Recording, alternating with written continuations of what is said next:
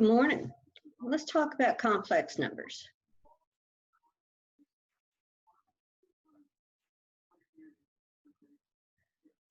When we take a square root of a number like, oh, I don't know, 18,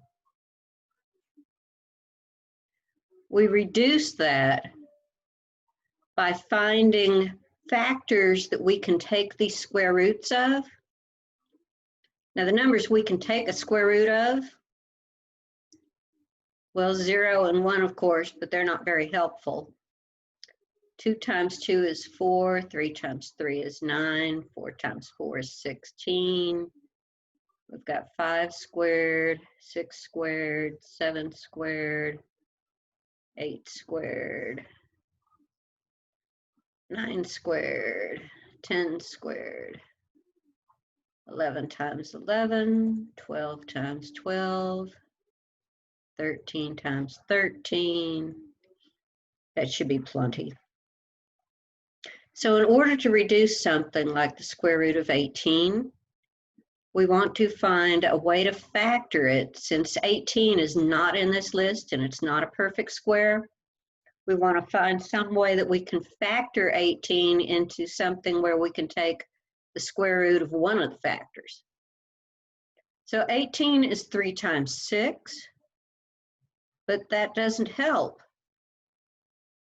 because we can't take the square root of 3 and we can't take the square root of 6. 18 can also be factored as 9 times 2.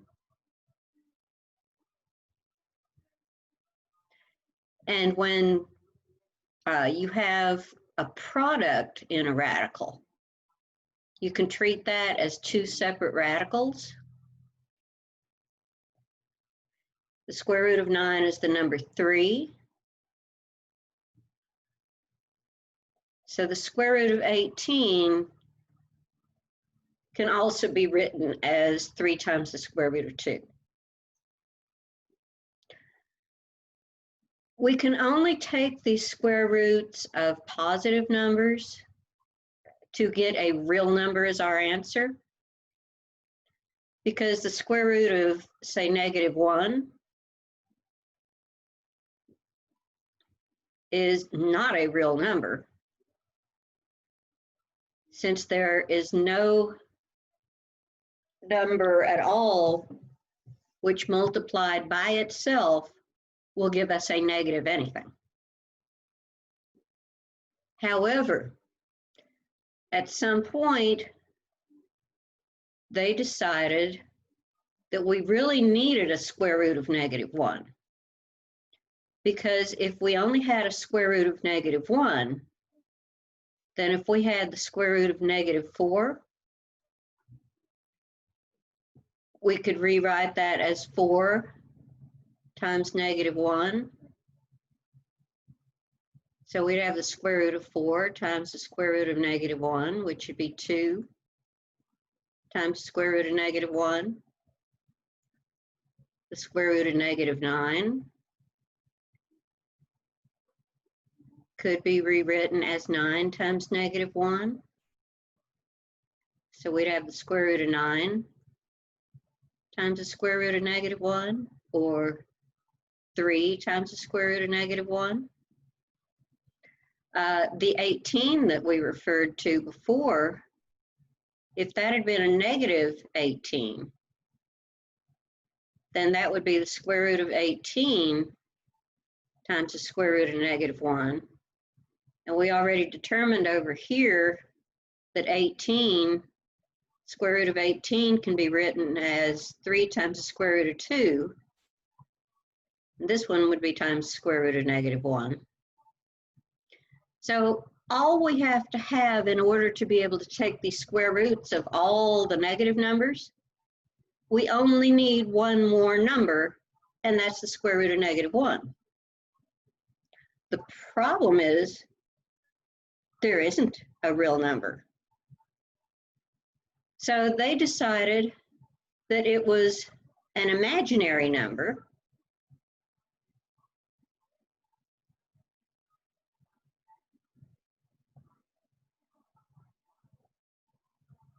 And so they decided to call it I for imaginary. So just like pi always has an exact value, I always has the value the square root of -1. That's why you never see I written as a variable. So the 2 times the square root of -1, sorry, can be written as 2i. 3 times the square root of -1 can be written as 3i. And 3 square root of 2 times square root of -1 could be written as 3 square root of 2i.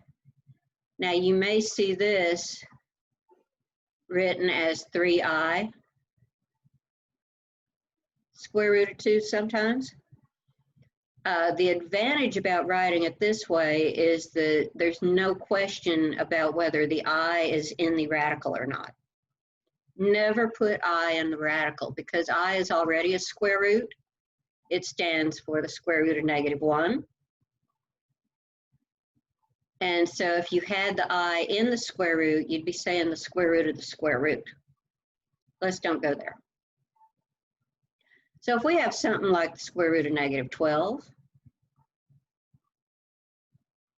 the easy part is the negative now. Let's just bring out the I, and that takes care of the negative.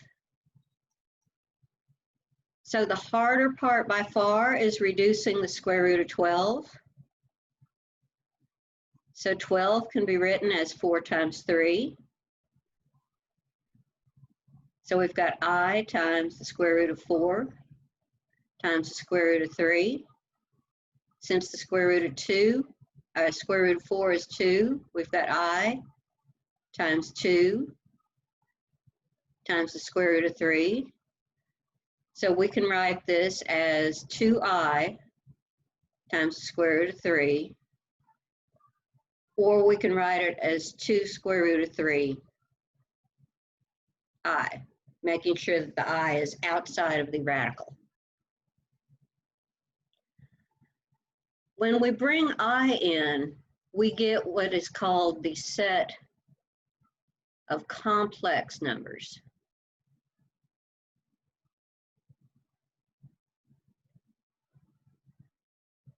Or you may refer to the complex number system.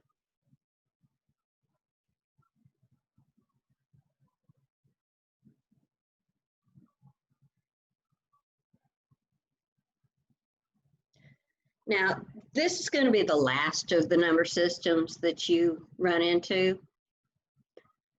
The set of counting numbers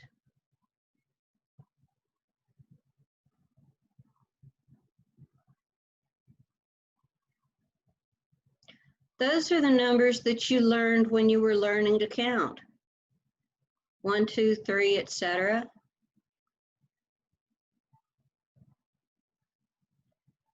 The set of whole numbers includes all of the counting numbers, but with 0 added.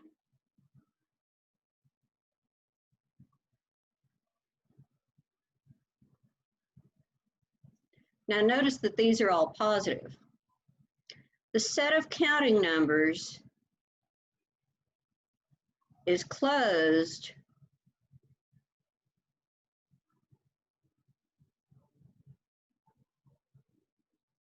with respect to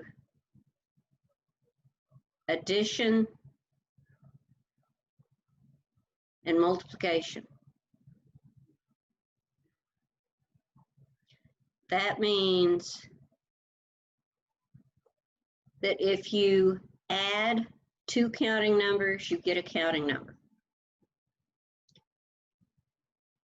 If you multiply 2 counting numbers, you get a counting number.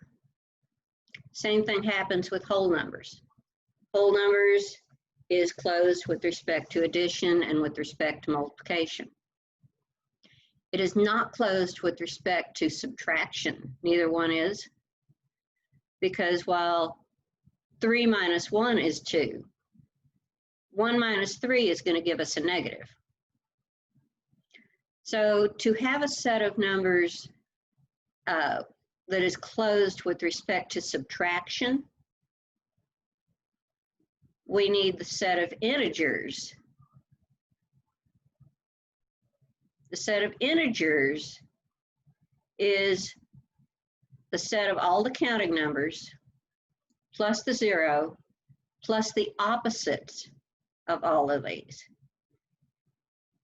So this goes infinitely to the left in addition to being infinitely to the right. So we've got -3, -2, -1, 0, 1, 2, 3. Now, when you're in English class, never start a sentence with etc. Actually, they don't want you to end a sentence with etc. either, but these go forever, so we have to have some way to show that. The set of integers is closed with respect to addition, subtraction,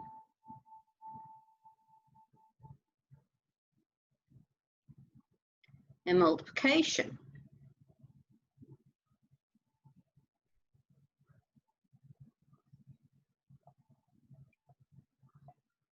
So what are we missing? Well, division, of course. Division is why we have to have fractions. So when you talk about the set of numbers that you can get that include fractions, there is no way to list those like this because there is no order of fractions, in that you can decide whether one fraction is bigger or smaller or equal to another. But you can't say what the very next fraction is the way you can say what the very next integer would be. Well, fractions are called rational numbers. It doesn't come from their state of mind, it comes from the word ratio. So the set of rationals, well, there's no way to list them like this. It's the set of numbers, we'll say A over B, such that A and B are integers.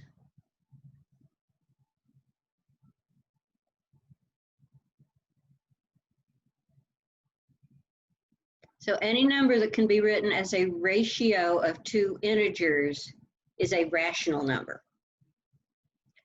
Every integer is a rational number because you could write, say, -3 as -3 over 1, and 1 is also an integer.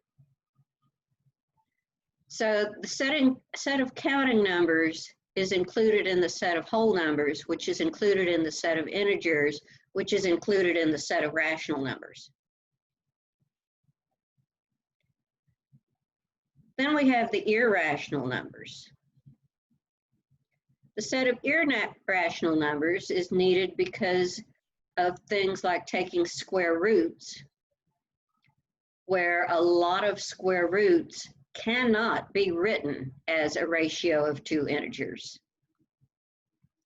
So the set of irrational numbers is basically the set of all non-rational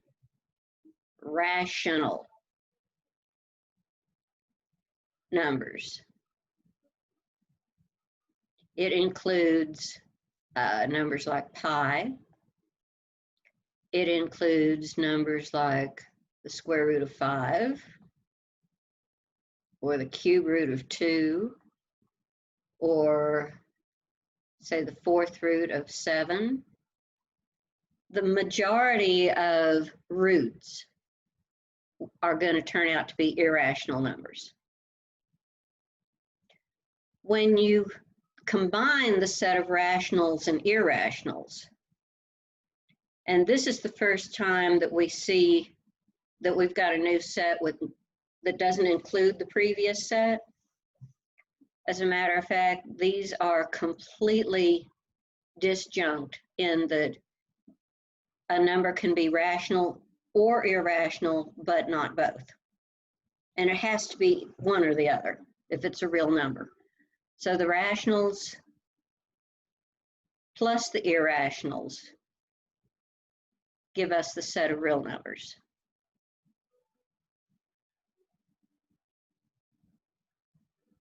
And the set of real numbers gives us every possible point on a number line.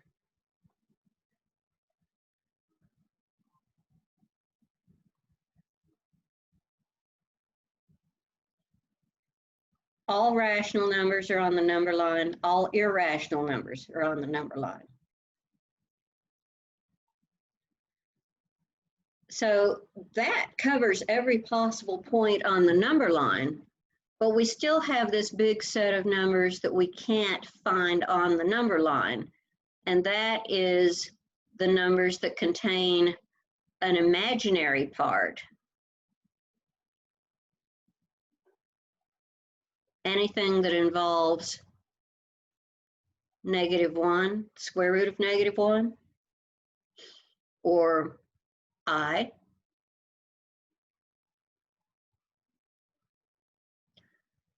So we can have any kind of a multiple of I, as you've seen. You can also have numbers that are added or subtracted to a term that has I. So the set of complex numbers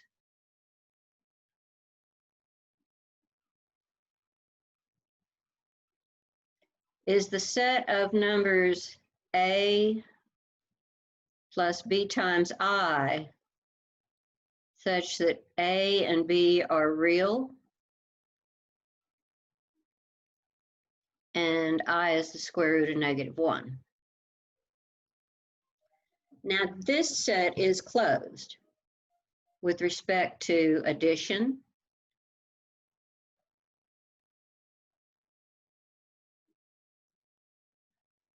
this covers addition, subtraction,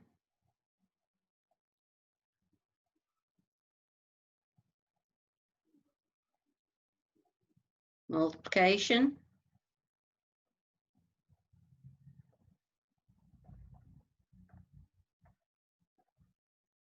division,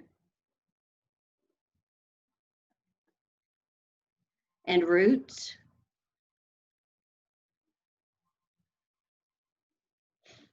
There's nothing left.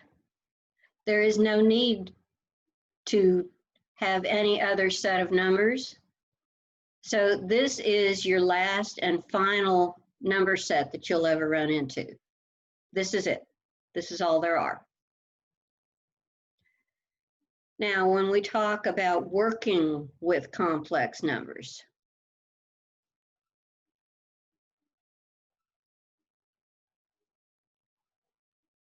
to add complex numbers,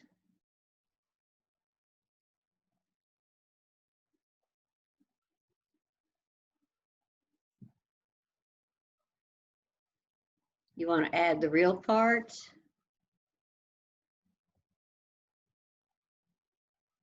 and add the imaginary parts.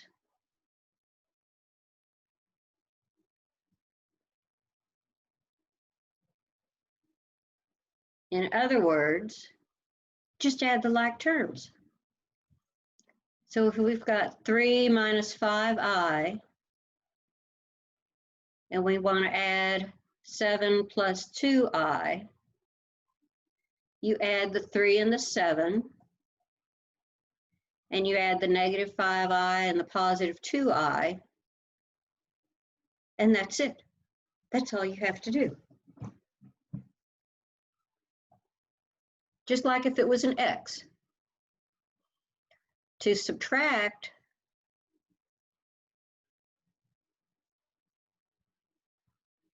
you want to distribute the negative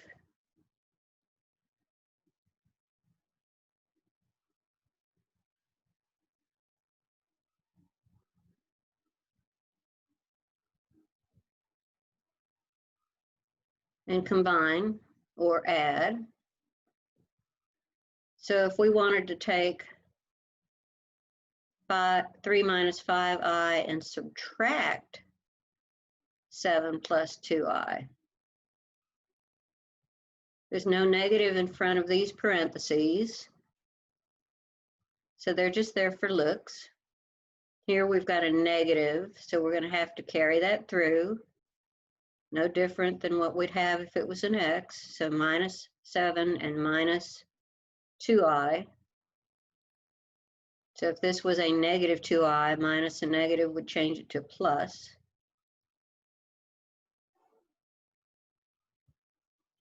So 3 minus 7 is going to be a negative 4. A negative 5i and a negative 2i would be a negative 7i. All you have to do. Now multiplying is a little trickier.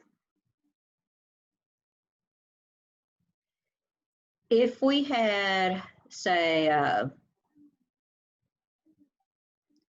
3 times 5i, that's just going to be 15i. No problem. If we had 3i times 5i, that would be 3 times I times 5 times I would be a 15, 3 times 5. I times I is I squared.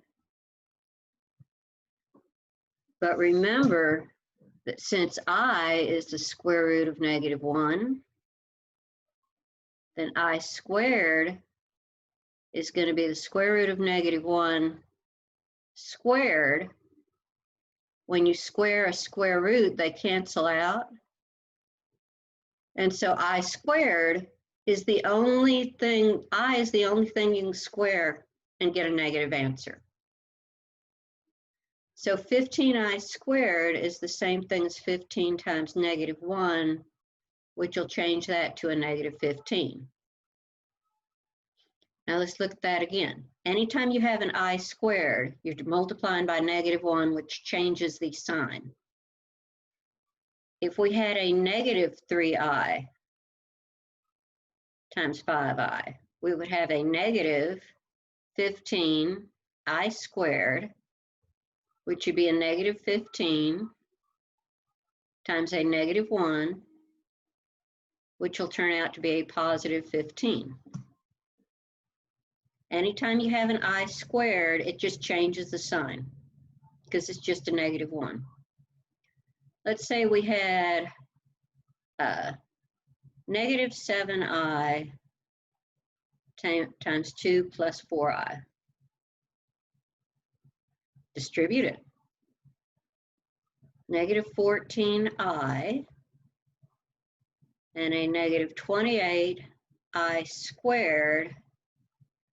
Negative 28i squared is going to turn out to be a positive 28. And they always want you to write this in the form a plus bi, with the real part first and the imaginary part second.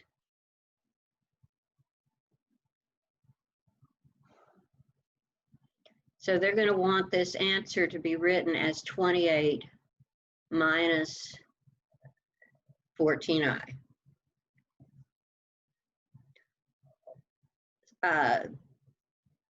Some people care about it more than others. Some computer programs are programmed to care about it more than others. If the instructions say to write it in the form a plus bi, or to write it as a complex number, then it may actually count it wrong if you do not write it like this. Let's look at something like 2 minus 7i times 5 plus 6i. What do you think? What do you always do when you have 2 terms times 2 terms?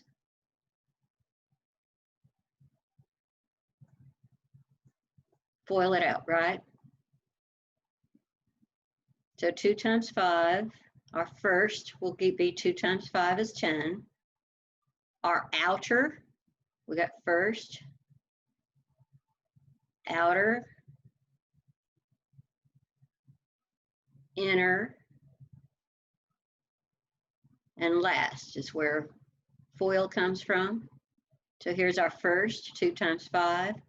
Our outer are the 2 and the positive 6i, which would be a positive 12i. Our inner terms will give us a negative 35i. And the last is going to be a negative 42i squared.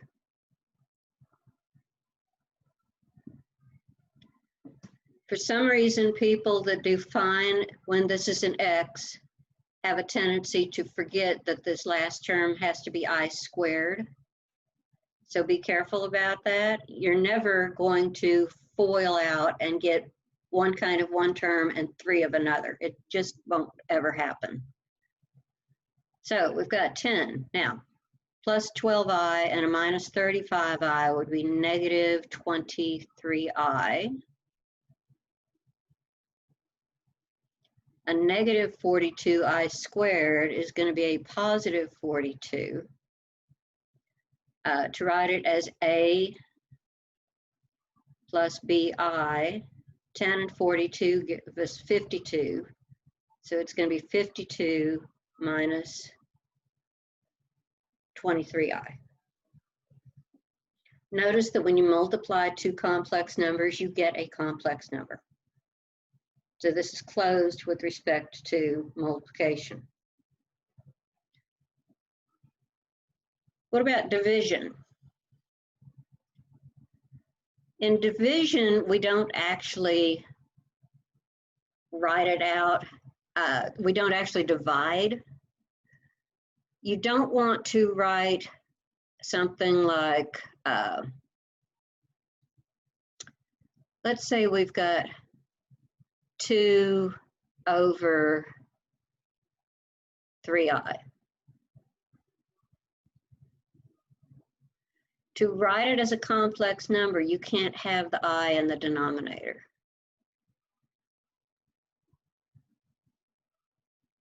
You're not allowed to leave any I's in the denominator. So this is how you get them out.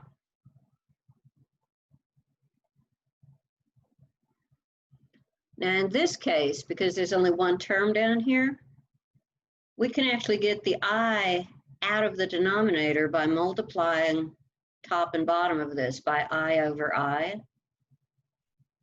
It's going to become a 2i in the top, but it'll become a 3i squared in the bottom, so that we've got 2i over negative 3. And we can write that as a negative 2/3 I. As long as the I is in the top, you can slide it off to the side, but you cannot do that when it's in the bottom. As you will see, this didn't come out as 2/3 times I. If you have more than one term in the denominator, it gets quite a bit trickier. If we had, say, 3 minus 2i divided by 5 plus 4i. Now I can't multiply this by I over I because it'll make this a negative 4, but it'll change this to a 5i. So that is not going to get the I out of the denominator if you have more than one term. So the trick is that you have to multiply the denominator times the conjugate of the denominator. Change the sign. Let me show you what happens when we do that.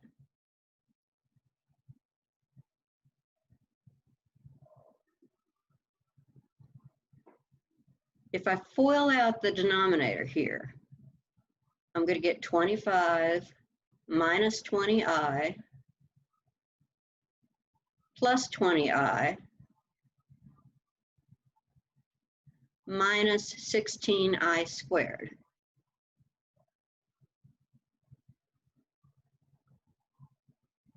The negative 20i and the positive 20i cancel because we're multiplying conjugates.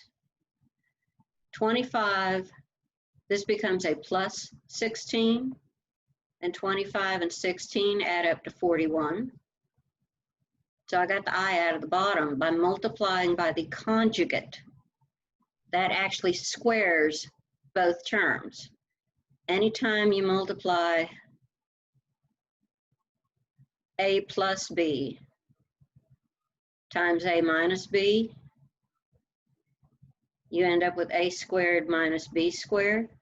So when you multiply by the conjugate, it'll automatically square the first term to get the 25. It'll square the second term. Well, it'll be minus. You'll have the first term squared minus the second term squared, which will be a minus 16i squared. In the case of I squared, that becomes a plus 16. 25 and 16 add up to 41. Okay, the top doesn't work so well because these are not conjugates, not even close. So we got 15 minus 12i minus 10i. Negative times a negative is plus 8i squared. So 15, this is going to be a minus 22i. Let me hold off for a second before I put this 15. This and this are going to give us a negative 22i.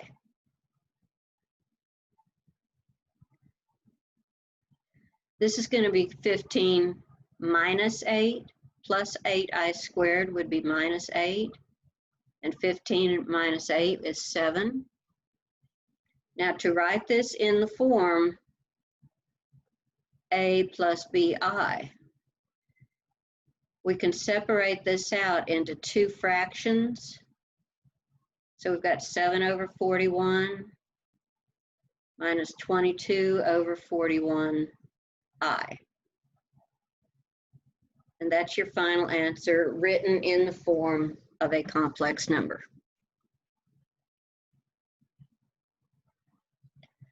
One other thing I'd like to talk about in terms of i's. I to the positive 1 is, of course, I. And I squared is negative 1. What if we had I cubed? Well, I cubed is actually I squared times I.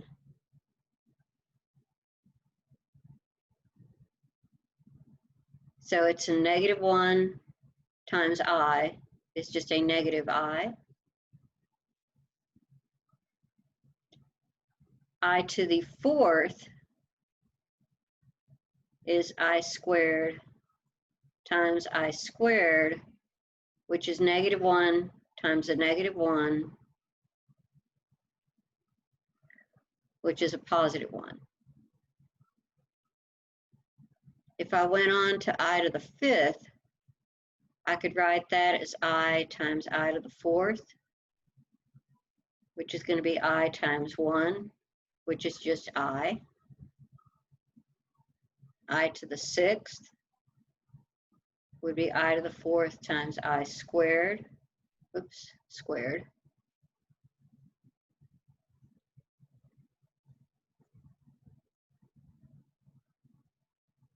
So it's a positive 1 times a negative 1 is negative 1. So you notice that this and this match, and this match, and this will continue. As a matter of fact, if I went backwards, if I had I to the 0, anything raised to the power 0 is 1. So I to the 0 goes with I to the 4th, and so on and so forth.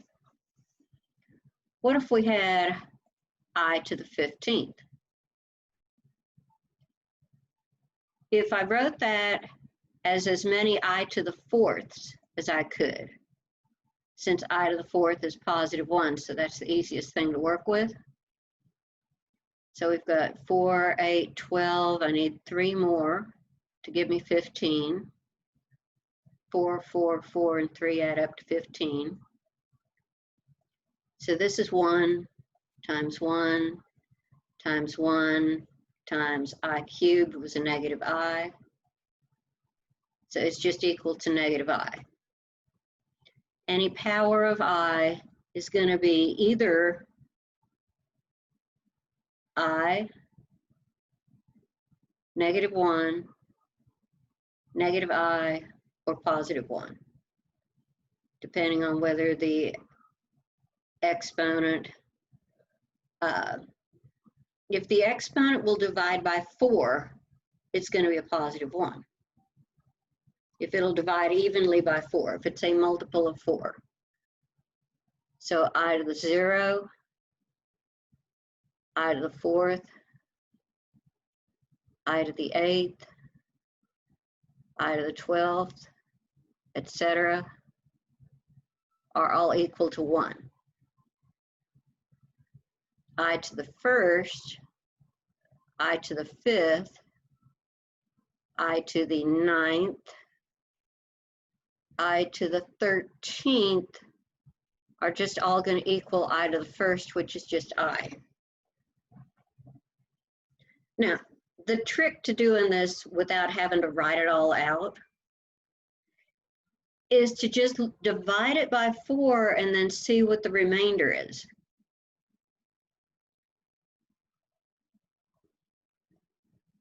If you'll divide the exponent by 4,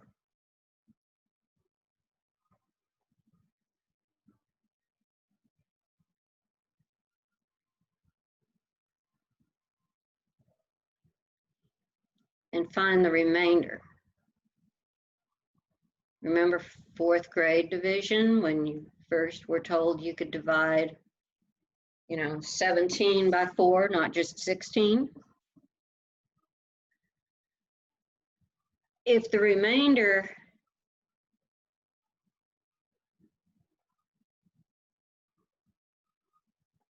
is 0,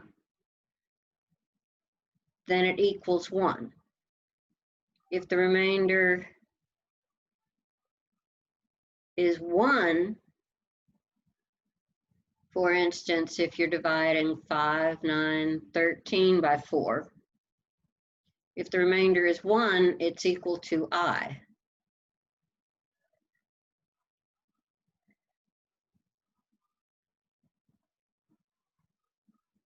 If the remainder is 2, then it's equal to I squared, which makes it a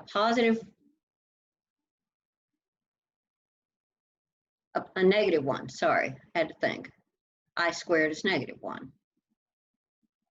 And if the remainder is 3, then it's equal to a negative I. So you go 1, I, negative 1, negative I.